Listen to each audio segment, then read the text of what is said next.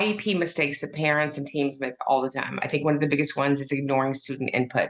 When you have an individual education program and we don't include the student, we're missing an important component. And so, what do I mean by that?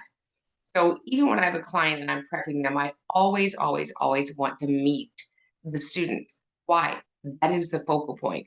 I don't advocate for parents, I don't advocate for schools. I advocate for the individual with a disability between the ages of 3 and 22. And so, what's important is to get that child's input. The child has so much information. I always, when I'm Zooming with parents, I want to meet that kiddo, but it's really important to know what's going on in the instructional day. We lean in and work very hard on this paperwork called the individual education program, and we should. But often there is a gap between what we wrote down in program before and what is actually going on. And so one of the ways that I get that information is through the student. First of all, I want to know what is the student's instructional day. Literally, I take a pad of paper and I start and I say, how does the student get to school? Do they ride the bus? Do you walk them? Does grandma drop them off?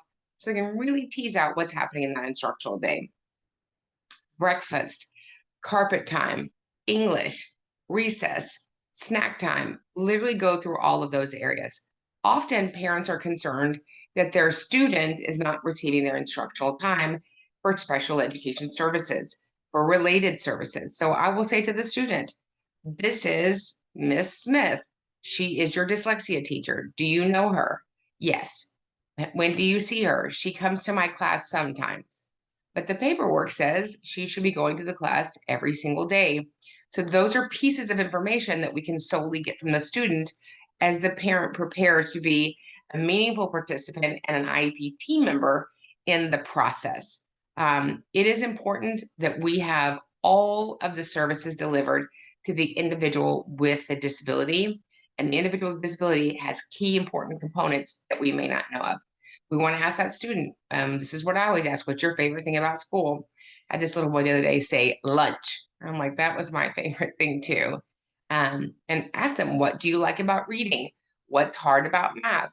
What's your favorite friend to play with?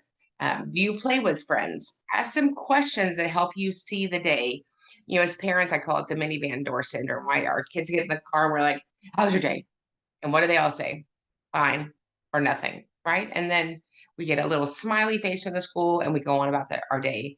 And then a whole year goes by and we've missed important pieces. So make sure that you have your child's input so that you can have consideration of their needs in the next IEP meeting. Remember, we get it right for the child, we get it right for everybody.